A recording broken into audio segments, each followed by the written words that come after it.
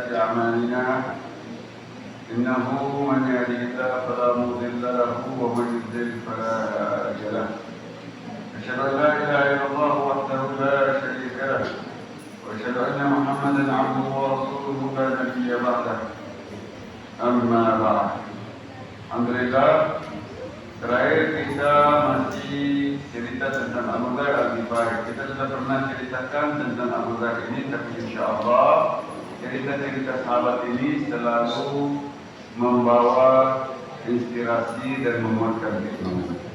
Termasuklah dalam hal ini adalah cerita Abu Dzar Al-Ghifari. Jadi bahwa setelah Abu Dzar Al-Ghifari ini masuk Islam, maka Rasulullah SAW mengingatkan kepada Abu Dzar, ya Abu Dzar, la tukhbir bi islamika ahadan di Makkah, fa inni akhafu 'alaika an yaqtulu. Wahai Abu Dzar, jangan pernah cerita sedikit pun tentang keislaman kamu terhadap siapapun di Makkah, karena saya khawatir nanti kamu dibunuh. Maka kata Abu Dzar Al-Ghifari, kata Abu Dzar, walladzi nafsi biyadihi la abrahu Makkah hatta ati al-masjid wa asrukha bi da'wati al-haqq baina dhahranai Quraisy. Maka kata Rasul, demi jiwaku yang ada di dalam kekuasaannya, dalam genggaman Allah, saya tidak akan meninggalkan Makkah ini sampai saya datang masjid, saya berteriak sekuat suara saya dengan dakwah terhadap kebenaran di tengah-tengah masyarakat Quraisy. Pasal kata Rasul, maka Rasul pun diam. Pada itu masjid, kata Abu Dzar, maka aku pun datang ke masjid. Wa Quraisyun julusun yatahaddatsun. Orang-orang Quraisy duduk-duduk sambil ngobrol. Fatawassattuhum, maka aku berada di tengah-tengah mereka itu. Kemudian saya berteriak dengan sekuat-kuatnya, ya ma'asyara Quraisy. Kalau orang suara begini kan kira-kira langsung ada apa ya? Ya ma'asyara Quraisy, inni asyhadu an la ilaha illallah wa anna Muhammadan Rasulullah. Masya Allah. Maka apa yang dilakukan oleh Quraisy? Fama kanat kalimati tulamisu adana al-qawm hatta du'iru jami'an. Belum lagi istilahnya suara saya itu sampai ke telinga mereka, mereka sudah dengan ketakutan, mereka murka. Wa ruku min majalisi wa qalu alaikum bi hadha as-sabi. Ayo kita serang ini as-sabi ini. As-sabi ini yang telah tersihir dan berubah. Wa qalu ilayya wa ja'alu yadribunani li amun. Maka semua mereka berbondong-bondong menuju ke saya. Mereka pukul saya sekuat-kuatnya. Mereka mau membunuh saya agar saya mati. Fadrakani Abbas bin Abdul Muttalib amun Nabi. Tiba-tiba saya dilihat oleh Abbas, pamannya Rasulullah SAW.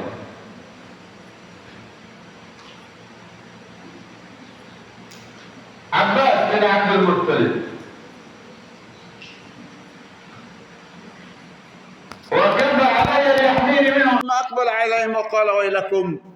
Kemudian berusaha untuk melindungi saya, kemudian berhadap-hadapan dengan mereka. Lalu dia mengatakan, wailakum, celaka kalian, mampus kalian, celaka kalian ini. Wailakum, ataqtuluna rajulan min Ghifar. Karena Abu Dzar Al-Ghifari, Papuawi, Papuawi, orang Papua, Munawi orang Muna, Butoni orang Butoni, Kaimanawi orang Kaimana, Wasiori orang Ghifari. Abu Dzar Al-Ghifari orang Ghifar. Abu Dzar Al-Ghifari. Ataqtuluna rajulan min Ghifar wa ma marru qawafilakum alaihim. Apakah kalian mau bunuh Abu Dzar Al-Ghifari ini sementara kafilah kalian itu tidak ada jalan lain kecuali dia harus lewat di depan kampung dia? Berani kalian bunuh dia? Maka fa'aqla'u anni. Lalu mereka membiarkan saya dan melepaskan saya. walima afaqtu ji'tu ila Rasulillah sallallahu alaihi wasallam falamma ra'a ma bi. Begitu aku sadar, aku datang kepada Rasul sallallahu alaihi wasallam.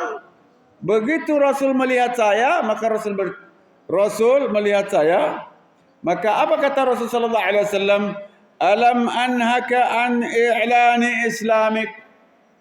Kan saya sudah beritahu kamu, jangan teriak-teriak, jangan kamu beritahu orang tentang Islam kamu. Ya Rasulullah,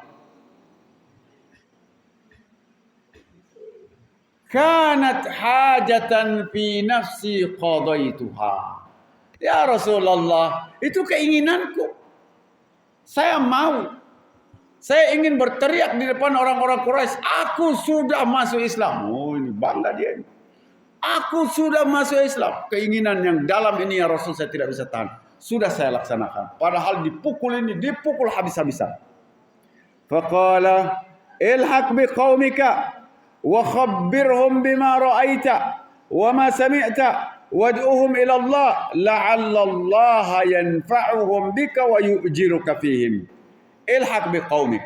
Ilhaq bihim, ilhaq itu kalau misalnya mereka sudah sampai di sana, kami bilang ilhaq bihim, maksudnya kamu segera untuk sama-sama mereka, menyertai mereka. Ilhaq bihim, menyertai. Kalau syarik itu misalnya orang makan, kita mau gabung syarik, itu namanya syarik. Tapi kalau ilhaq bihim, mereka agak jauh, kemudian agar kita mau sampai ke mereka itu kita panggil ilhaq. Ana alhaq bihim, saufa alhaq bihim. Ilhaq bihim, ilhaq biqaumika wa khabbirhum. Kamu segera ke kaum kamu, beritahu mereka apa yang kamu lihat, apa yang kamu dengar, dan dakwahkanlah Allah kepada mereka. Semoga Allah memberi manfaat terhadap mereka melalui kamu, dan kamu diberi keberuntungan. Fa idza balaghaka anni zahartu fata'ala ilai. Fa idza balaghaka anni zahartu fata'ala ilai. Ini kamu dakwah saja. Kalau kamu dengar berita bahwa saya sudah mendapatkan kemenangan, maksudnya orang semua sudah terima saya, kamu datang. Kata Rasulullah SAW. Qultu sana'tu qala Abu Dzar fantalaqtu hatta ataitu manazil qaumi falaqiyani akhi Anis faqala ma sana'ta. Maka saya pun pulang. Sampai di kampung ini, saya sampai di kampung, saya ketemulah dengan saudara saya namanya Anis. Maka dia bertanya, "Madza sana'ta?" Apa yang berlaku sama kamu? Kamu buat apa? Qala sana'tu anni aslamtu wa saddaqtu. Yang saya lakukan ini, saya masuk Islam dan saya yakin dengan keislaman saya. Masya Allah, Abu Dzar. Fama labisa an syaraha Allahu sadrah wa qala ma li raghbatun an dinik fa inni qad aslamtu wa saddaqtu aidan. Kalau begitu, saya juga beriman, saya juga yakin. Ini kata saudara dia. Summa ataina ummana fada'aunaha ila al-islam faqalat ma li raghbatun an dinikuma wa aslamat aidan. Begitu sampai mereka berdua ini saudara ini pergi ke mak mereka cerita tentang Islam. Ya, saya juga suka dengan agama ini, saya juga masuk Islam. Masuk Islam lalu. Jadi sudah 3 orang di kampung. Kampung mana tadi? Kampung mana? Kampung Ghifar. Summa ataina ummana fada'auna wa mundu dhalika al-yawm intalaqatil usratul mu'minah tad'u ila Allah fi Ghifar la takillu an dhalika wala tamallam. Semenjak itu satu keluarga ini bergerak di kampung Ghifar ini. Ayo beriman dengan Allah. Ayo beriman dengan Allah. Ayo beriman dengan Allah. Luar biasa. Satu keluarga. Hatta aslama min Ghifar khalqun katsir wa uqimatis salatu fihi. Sampai masuklah Islam, banyak sekali orang masuk Islam dan salat pun ditegakkan. Wa qala fariqun minhum nabqa ala dinina hatta idza qadima ar-rasulul madinata aslamna. Falamma qadima ar-rasulul madinah aslama faqala alaihi salatu wassalam Ghifarun ghafarallahu laha wa aslama salamaha Allah. Maka ini langsung masuk Islam semua. Aqama Abu Dhar fi badiyati hatta madat Badarun wa Uhudun wal Khandaq. Thumma qadima ala al-Madinah wa anqata'a. Maka Abu Dhar ini tinggallah dia di kampungnya sampai sudah berlaku perang Badar, sudah berlaku perang Uhud, sudah berlaku Khandaq, barulah dia datang ke Madinah dan menuju Rasulullah SAW dan izin untuk berkhidmat kepada Rasulullah SAW. Fa'adina lahu wa na'ima bisuhbati wa sa'ada bi khidmati. Maka Allah, Rasul izinkan, maka dia pun berkhidmat dengan Rasul sallallahu alaihi wasallam. Wa dhalla Rasulullah sallallahu alaihi yu'thiruhu wa yukrimuhu. Fama laqiyahu marratan illa safahu wa hasya fi wajhi wa bash. Dan Rasul sallallahu alaihi wasallam selalu yu'thiruhu. Dahulukan, mari Abu Dhar, Masya Allah. Wa yukrimuhu. Maka setiap dia berjumpa dengan Abu Dhar, safahu. Jadi kalau kita ketemu salam, itu saking sebagai bentuk penghormatan. Sebagai bentuk kita sayang dengan orang. ولما لحق الرسول الكريم بالرفيق الأعلى لم يتك أبو ذر صبرا على الإقامة في المدينة المنورة بعد أن خلت من سيدها وأكثرت من هدي مجلسه فرحل إلى بادية الشام وقام فيها مدة خلافة الصديق والفاروق رضي الله عنه. Ketika Rasulullah SAW meninggal dunia, Abu Dhar tidak kuat. Lam yatik Abu Dharrin sadra. Tidak mampu. Macam tertekan, tersesak dada. Tidak kuat. Dia tidak kuat berada di Madinah Munawwarah. Sehingga dia pergi ke Syam dan dia berada di Syam ini sampai pada zaman Khalifah Abu Bakar, Khalifah Umar radhiyallahu anhu. Dan di zaman Utsman jadi khalifah, dia pergi ke Damaskus, Syria. Fara'a min iqbalil muslimina 'ala ad-dunya wa inghimasihim fi at-taraf.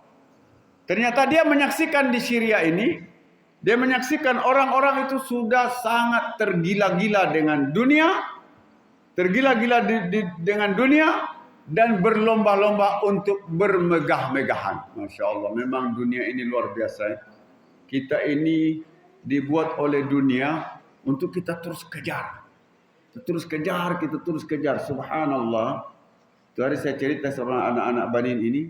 Padahal yang akan berlaku kita nanti itu bagaimana kita ini kan proses-proses saja setelah tiba-tiba nanti sudah umur 50, 60, 70 lah mati. Tadi kita baru masyarakat tadi baru mengadakan perpisahan dengan Pak Guru Dahlan di sini yang sudah mengajar di desa dulu, ini masih satu desa namanya Desa Wara, kemudian Desa Onewara. Mengajar itu 39 tahun 9 bulan. Mengajar. Masya Allah. Berpisah. Tidak terasa. Kita membayangkan belum lama. Kalau kita cerita zaman dulu itu belum lama. Yang masih lama itu seakan-akan yang akan datang. Tetapi tidak mungkin lagi kita bisa dapat lagi nih. Dia sudah tidak akan pernah lagi kita bisa ketemu dengan masa lalu kita. Tapi dia akan seakan-akan sebentar saja. Maka kita ini sering tertipu oleh dunia. Maka memang dunia itu harus seimbang. Maka memang penting untuk kalau kita belajar, kita mengkombinasikan. Jadi di dalam memahami agama itu satu ada al-mazhar asy-sya'airi, ada yang namanya agama itu ada keadaan ibadahnya, ada kita panggil al-mazhar al-ijtimai, sosial dan kauni. Ini penting, nanti mungkin suatu saat kita bahas tentang ini. Jadi Abu Dhar ini melihat masyarakat ini sudah berlomba-lomba untuk bermegah-megah. Dan dia seperti, kenapa manusia ini begini nih ya? Kenapa sudah? Maka dia dipanggil oleh Utsman bin Affan radhiyallahu anhu. Fastada'ahu Utsman bin Affan ila al-Madinah. Maka dipanggil oleh Utsman ke Madinah, dia datang ke Madinah, maka begitu dia menyaksikan Madinah, Dia juga menyaksikan penduduk Madinah juga ini, Masya Allah, sudah dunia itu sudah sangat tertarik bagi mereka. Maka Utsman memerintahkan dia untuk pindah ke satu tempat namanya Ar-Rabdah. Qaryatun saghiratun min qural Madinah. Dia disuruh pindah. Kalau kamu tidak sanggup lihat keadaan bagaimana manusia begini, sudah kamu pindah ke Rabzah, salah satu perkampungan kecil di Madinah. Rabzah. Farahala ilaiha wa aqama fiha ba'idan 'anil nas. Maka dia pergi ke sana. Dah jauh dari orang, zuhud dia tetap istiqamah dengan apa yang didapatkan oleh Rasul sallallahu alaihi wasallam.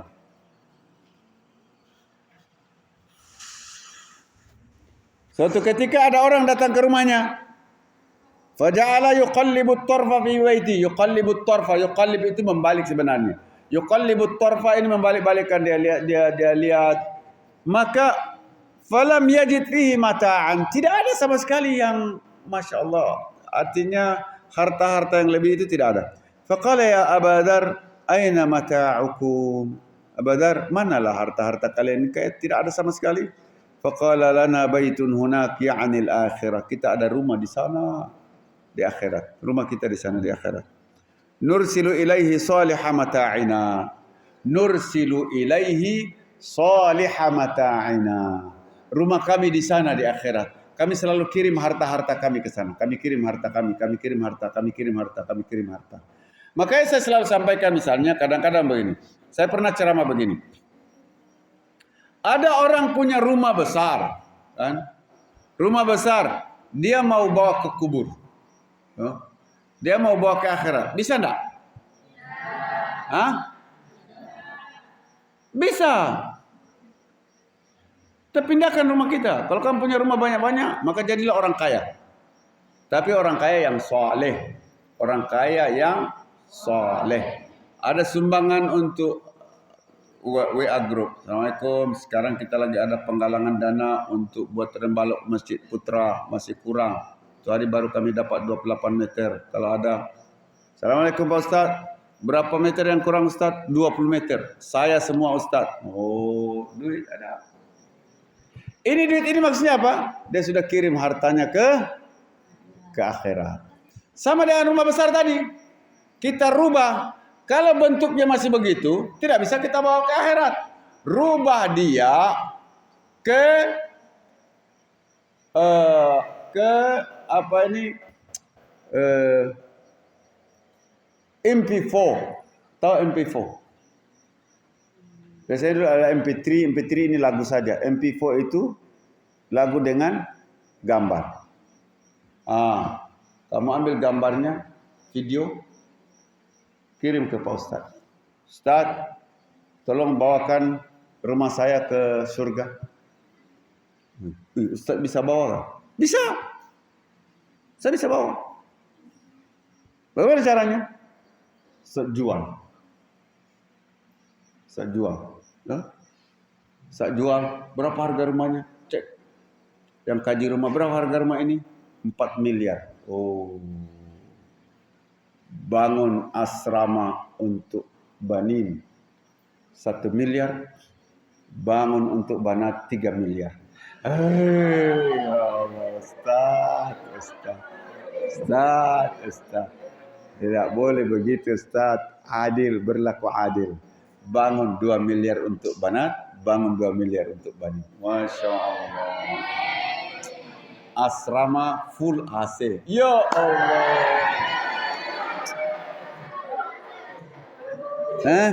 Doa-doalah mudah-mudahan ini murid-murid alumni Al-Munawwarah nanti ada yang kaya raya dan soleh. Kaya raya soleh. Sebegitu dia berhasil. Assalamualaikum Pak Ustaz. Ustaz, saya dulu waktu di pesantren, saya ingin baca Quran di masjid tapi selalu gerah, panas. Jadi saya mau beli AC untuk masjid di pesantren. Setiap bulan saya yang bayar dia punya listrik. Oh, bagus. Hah? Baru datang dia, datang muslihin dari Dobo.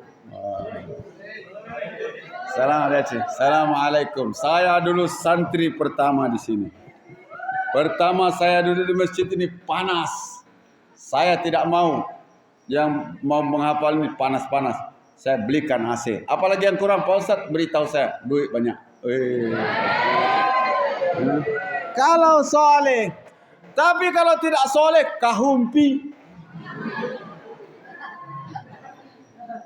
Duit banyak, tetapi yang kita khawatirkan begini. Salah satu perkara yang menyebabkan kadang-kadang orang itu susah untuk bersedekah, kita khawatir adalah yang kita takutkan bahwa ada keadaan tidak barokah. Sehingga harta itu tidak membuat orang untuk dia nyaman. Tidak membuat orang untuk rajin bersedekah, tidak. Gara-gara hartanya. Ini berbahaya. Cobalah istilahnya, coba andaikan seperti yang sudah saya sampaikan. Kenapa iblis itu tidak bisa minta ampun?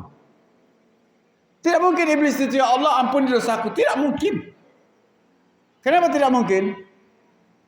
Karena iblis tidak punya WA. WhatsApp tidak ada. Maksudnya bagaimana? Iblis mau kirim WhatsApp.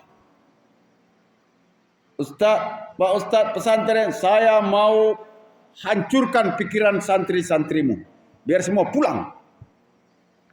Dia mau kirim WhatsApp. Dia tidak punya WhatsApp. Dia tidak sampai-sampai. Begitu juga iblis. Karena syarat untuk taubat sudah dicabut. Dengan bahasa Allah melaknat iblis. Sehingga tidak ada rahmat untuk iblis. Yang kita takutkan terhadap manusia kalau banyak berbuat dosa, Allah cabut rahmat dari dirinya. Sehingga dia usaha apapun juga tidak ketemu jalan Allah. Saya pernah menyaksikan, ya Allah, toko besar. Banyak orang beli. Datang orang beli. Pakai celana hampir pendek. Tidak pendek juga, tapi hampir pendek. Setiap sholat itu seakan-akan, ya Allah, tergesa-gesa, terpaksa. Sudah mau, sebelum sholat asar, tinggal sedikit lagi mau. Sudah mengaji begini, baru dia mau sholat, dikejar sholat. Ya Allah, kasihan. Ini menjadi manusia-manusia hamba dunia. Tapi kalau harta itu dicari dengan bagus, dijaga kewajibannya, maka harta itu menjadi pendorong untuk beramal soleh. Dan tidak akan pernah kurang. Ada orang membangun masjid. Saya mau bangun masjid berapa? 1 miliar. Tidak akan kurang duitnya. Justru nanti setelah itu dia datang lagi bermiliar-miliar. Karena Allah memilih dia untuk titip harta. Oh, ini yakin ini dia rajin beramal soleh. Yakin? Ini saya titip 1 miliar. Dia bangunkan masjid. Bagus ini kalau saya titip melalui yakin. Yakin? Saya titip lagi 2 miliar. Dia bangun lagi. Oh, bagus ini. Yakin? Saya titip lagi 5 miliar. Terus bertambah begitu. Maka dia semakin kaya. Tapi semakin soleh. Kalau kahumpi, kamu punya biskut, makan biskut, buka lemari, buka mulut, masuk biskut. Kahumpi. Nanti kalau orang dapat biskut, orang pertama yang dicatat untuk tidak dikasih, yang kasih masuk kepala dalam lemari, kasih masuk biskuit dalam mulut. Jangan kau kasih dia kahumpi itu. Coba kamu punya biskuit. Biskuit itu harganya 10.000. Kamu makan sendiri tidak kenyang. Tapi kamu makan sendiri tidak kenyang. Apalagi makan 10 orang. Tidak kenyang. Tapi suasana persaudaraan itulah yang membuat jiwa kita menjadi besar. Saya beli 10.000. Sini. 1, 2, 3, 4, 5, 6, 7, 8, 9, 10. Sini. Saya ada roti. Mari kumpul. Kumpul. Sini. Begitu keluarkan roti, 1 biji. Kok 1 biji kau panggil kita untuk apa? Jangan lihat 1 bijinya, 1 roti, jangan. Tapi lihat persaudaraannya. Kamu, tek, 1. Tek, 1. Tek, 1. Tek, 1. Selesai. Persaudaraan yang penting. Ini tentara Hamas yang tertahan di dalam, yang tertimbun terowongan, tidak bisa keluar berapa minggu itu, baru keluar. Mereka bertahan dengan apa? Dengan kurma. 3 biji ke berapa biji? Bagaimana cara makannya? Isap. Sudah. Isap. Begitu saja berapa minggu itu, cuma isap begitu. Itu asbab, tetapi yang menguatkan siapa? Allah. Tapi kalau jiwa kahumpi, 1 gudang pun makanan itu tidak cukup untuk dirimu. Maka biasanya di pondok itu konsepnya begini. Banyak habis. Sedikit cukup. Begitu. Kadang-kadang orang tua dia lihat nasi anak-anak ini. Dia penuh. Cuman kalau kita yang lihat, itu untuk 3 orang itu. Karena 2-nya itu tidak punya piring. 1 saja yang punya piring. Itu. Tapi memang kita di pondok itu makan banyak. Ada yang makan 2 pundu, 3 pundu. Tahu 1 pundu itu tahu? 1, 2, 3, sudah. Ada yang makan begitu? Ada? Ridho? 1, 2, 3, cukup? Ada yang begitu? Kecuali perempuan biasanya. Tahu? Kalau perempuan biasanya tidak banyak dia makan. Cuman setengah piring, dikit saja. Kenapa? Jaga badan.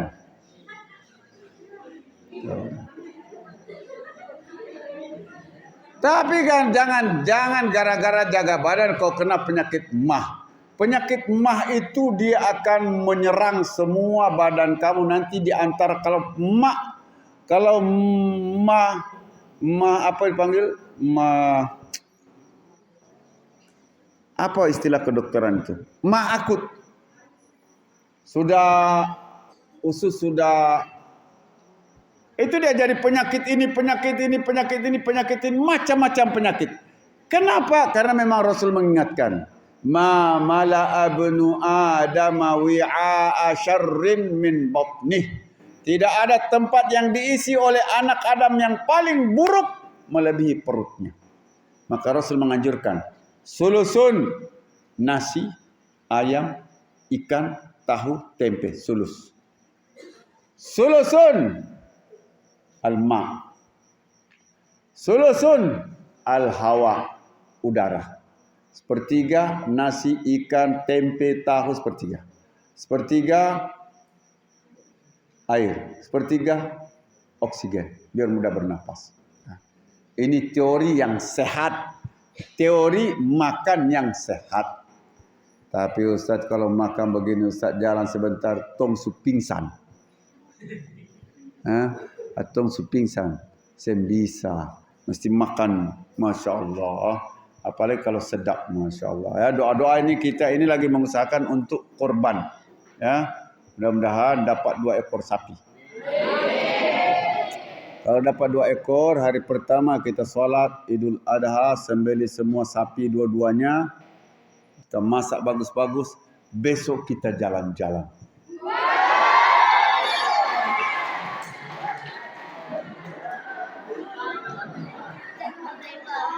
Pantai Ular. Jangan, ada yang usulkan di pantai di sebelah sana. Kita belum pernah pergi. Nanti mungkin kita cari bagaimanalah. Apakah kalau mobil kayaknya masih susah, mungkin speed mungkin. Cari. Mudah-mudahan dapat korban. Jadi salah satu model atau gaya hidup Abu Dzar ini, dia memang hidup sederhana. Maka kemudian fafahimar rajulu muradahu wa qala lahu. Ternyata orang ini mengertinya, ini memang dia ini zuhud, dia betul-betul tidak mau dengan dunia. Maka kata sahabat ini, walakin la buddalaka min mata'in ma dumta fi hadhihi dunya. Tapi kamu tetap perlu harta selama kamu masih di dunia. Masih di dunia. Fajaba walakin sahibal manzil la yatrukuna fi. Tetapi pemilik rumah ini tidak akan meninggalkan dan membiarkan kita di sini. Wa ba'atha ilaihi amirus Syam 300 dinar. Maka gubernur Syam mengirimkan kepada Abu Dzar 300 dinar. 300 dinar ini, 1 dinar itu 1 ekor kambing. Kira-kira berarti 3 juta kalau sekarang. 3 juta. 300 ekor. Berapa itu?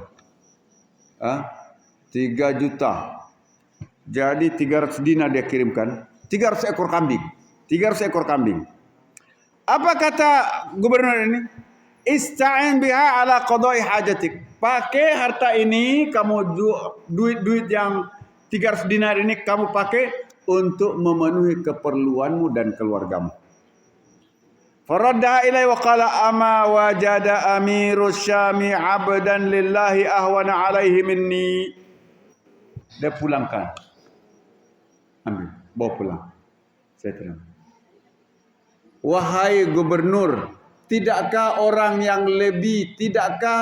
gubernur menemukan orang yang lebih menderita dari saya sehingga mau kasih saya duit ini? Ya subhanallah, orang hidup akhiratnya. Wa fi sana as-saniyah was-salasin lil hijrah ista'tharat yadul manun bil 'abid az-zahid alladhi qala fihi Rasul alaihi salatu wassalam ma aqallatil ghubara wala azallatil khadra min rajulin asdaqa min Abi Dzar. Dan pada tahun Asani wassalasin 32 Hijrah beliau meninggal dunia. Tapi subhanallah, ini antara sahabat Rasul sallallahu alaihi wasallam yang punya kedudukan yang istimewa di hadapan Rasul sallallahu alaihi wasallam. Subhanallah, memang kalau kita pikir-pikir kadang-kadang hanya kita berpikir begini, kita berpikir ini kan kita ini berputar terus begini, terus tiba-tiba dulu seperti Ustadz ini dulu masih muda, tiba-tiba saya lihat foto-foto saya dengan teman-teman waktu di Malaysia di Al Madinah International University, rambut belum banyak yang putih, tapi sekarang rambut sudah banyak yang putih. Kalau dalam tafsir ini, rambut putih ini adalah utusannya Allah, bahwa Pak Ustadz tidak lama lagi mati. Nah, ini rambut. Gigi pun sudah mulai rontok kan. Kalau makan pun tidak perlu waktu lama kan. Kalau ada orang tua dia makannya cepat, ini cucunya belum selesai dia sudah selesai. Ya, itu berarti sudah ada utusan Allah untuk memberitahu dia bahwa bapak sebentar lagi mati. Dia makan cepat, dia tidak susah. Kenapa cepat? Karena makanannya di blender. Selesai di blender, simpan ini 1, 2, 3 selesai sudah. Blender. Tidak perlu digigit, kan begitu. Kalau kamu mau makan begitu, cabut gigimu. Tidak pakai gigi. Jadi kalau tidak pakai gigi, makanan di blender. Enggak. Cepat selesai, tidak lama. Yang buat lama itu lama dia. Lama. Jadi kalau lama, kalau tidak lama, cabut gigi semua. Ketika gigi sudah banyak yang goyang, tapi sekarang gigi ini tidak bisa lagi menjadi utusan Allah. Kalau zaman dulu, kalau gigi sudah banyak habis, berarti itu utusan Allah. Dalam Al-Quran itu begini. Mereka menjerit-jerit di dalam api neraka itu, kemudian mereka meminta untuk dikembalikan ke dunia. Maka Allah menyampaikan, awalam nu'ammirkum ma yatadzakkaru fihi man tadzakkar. Bukankah kami sudah kasih umur panjang dan cukup untuk ingat untuk waspada, ma yatadzakkar fi man tadzakkar wa ja'akumun nadhir, dan sudah datang pemberi peringatan. Ulama mengatakan, siapa pemberi peringatan ini? Satu, rambut putih. Dua, gigi rontok, habis sudah gigi, tidak ada lagi gigi. Kalau Bapak bicara tidak ada giginya. Jalan pun sudah bengkok-bengkok. Pak, mau kemana Pak? Tidak tahulah, ini kenapa lutut saya ini dia sakit-sakit. Itu sudah mau mati. Terus heran. Sudah mau mati. Ya. Sedikit-sedikit sakit. Aduh, sakit. Aduh. Pak, sudah tua emang gitu. Kalau umur-umur kalian ini sakit. Kenapa sakit? Aduh. Ini terlalu banyak minum pop ice. Sehingga sakit ginjal. Cuci darah setiap minggu 2 kali. Ada anak SD cuci darah 2 kali 1 minggu. Setiap hari apa begitu dia harus ke rumah sakit. Darah yang ada di dalam badannya ini diganti dengan darah yang baru. Ambil darah, kalian darah siapa ini, sedot darahnya, simpan di tabung darah, bank darah namanya. Di bawah-bawah ada. Nanti itu biasanya kalau misalnya ada orang perlu bersihkan darah itu, maka dia harus diganti dengan darah itu semuanya, baru dia bisa bertahan untuk hidup lagi 3 hari lagi. 3 hari lagi. Begitulah seterusnya harus cuci darah. Gara-gara pop ice lah, jus lah, memang enak. Apalagi lagi panas-panas, habis potong rumput, tiba-tiba ada jus rasa coklat. Sedap. Rasa mango, sedap. Rasa ini sedap. Makanya itu kalau kamu sudah minum begitu, harus dibersihkan itu dengan minum banyak air putih. Minum. Terus minum. Itu untuk membersihkan. Sama dengan kalau orang minum kopi. Kopi itu untuk menetralkan, kemudian menjadikan normal dia. 1 gelas kopi harus dibantu dengan 4 gelas air putih. Baru dia jadi normal. Kalau jus ini saya tidak tahu. Makanya ya Allah, kadang-kadang tadi anak-anak saya itu waktu di sana itu di acara itu, Abi mau beli apa? Ini semua minuman itu minuman sedap memang. Kalau pakai es ya Allah sedap, tapi jiwa kita memberontak. Ya mudah-mudahan Allah bantu kita jadi orang soleh, orang yang kaya dan soleh. Oh salah doanya salah doanya. Kalau guru saya jangan berdoa begitu katanya. Orang yang banyak mengeluarkan zakat. Amin yang kuat. Karena kalau orang banyak mengeluarkan zakat pasti kaya. Kalau orang kaya belum tentu mengeluarkan zakat.